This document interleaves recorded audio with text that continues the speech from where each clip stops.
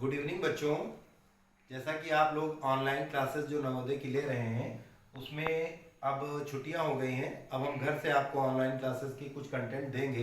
इसी चरण में हमने एक टॉपिक लिया है साधारण ब्याज। आपकी नवोदय परीक्षा में एक प्रश्न शायद गणित का साधारण ब्याज से संबंधित आता है।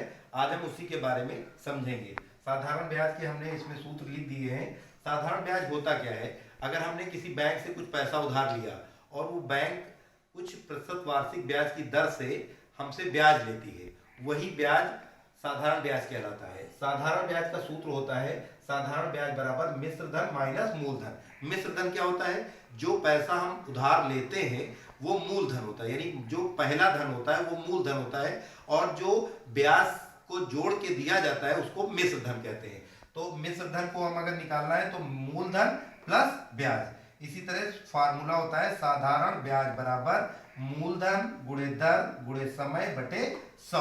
यानी हम कितने समय के लिए लेते हैं ये समय का मान रख दें, कितने प्रतिशत दर है वो दर का मान रख दें, कितना हमने रुपया लिया है ये मान रख दें, तो हमको साधारण ब्याज पता चल जाएगा। थोड़ी देर के लिए कुछ सवाल ऐसे भी आते हैं कि अगर साधारण ब्याज दिया रहेगा आपको समय निकालना होगा, तो इसी सूत्र को पलट देंगे तो समय बराबर हो जाएगा साधारण ब्याज गुणे 100 बटे मूलधन गुणे दर। इसी तरह अगर दर निकालना है तो साधारण ब्याज गुणे 100 बटे मूलधन गुणे समय। इसी तरह अगर मूलधन निकालना है तो साधारण ब्याज गुणे 100 बटे समय गुणे दर। फार्मूला एक ही है, इसी को बार बार बदल दिया गया है। आपको ये फार्मूला मेनली याद रखना है। साधारण ब्याज बराबर मूलधन गुणे दर गुणे समय बटे 100। अब आते हैं हम एक उदाहरण पे जिससे आपको पूरी चीजें क्लियर हो जाएंगी। मान लीजिए एक सवाल है, मोहन एक बैंक से 4000 रुपए, कितने 4000 रुपए 5% वार्षिक ब्याज की दर से 3 वर्ष के लिए लोन लेता है। बताओ मोहन 3 वर्ष बाद कितने रुपए जमा करेगा। यानी मूलधन जो हम सब जो मान दिए हैं वो हम यहाँ पर लिख लेंगे। मूलधन कितना दिया है 4000 रुपए, दर कितनी दी है 5% वार्षिक ब्याज की दर से, और समय कितना दिया है 3 वर्ष, और हमें निकालना है मिश्र धन, यानी हम कितना रुपया लोन ये मोहन जमा करेगा। तो मिश्र धन निकालने के लिए सबसे पहले हमें क्या निकालना पड़ेगा? साधारण ब्याज।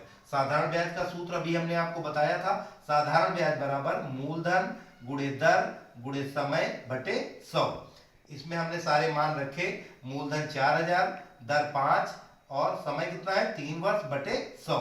जब इसको हमने हल किया तो उत्तर आया 600 रुपए। ये 600 रुपए क्या आया है? ब्याज आया है, ये साधारण ब्याज है। अब हमको साधारण ब्याज पता चल गया। यहाँ पर मूलधन उसने कितना लिया था 4000, तो जब 4000 को ब्याज से जोड़ देंगे तो हमें पता चल जाएगा ना कि मोहन ने कितनी जमा किया, यानी मिश्र धन हमको पता चल जाएगा। तो मिश्र धन बराबर मूलधन प्लस ब्याज 4000 प्लस 600 4600। तो टोटल उत्तर कितना आ गया? 3 वर्ष बाद कितने रुपए जमा करेगा? 4600 रुपए।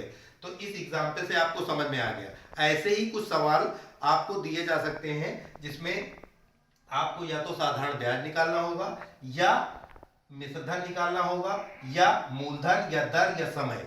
तो इन्हीं सूत्रों से आपको ये सारी चीजें निकालने में मदद मिलेगी। आगे के जो कंटेंट है वो हमारे अगले वीडियो में होंगे। Thank you.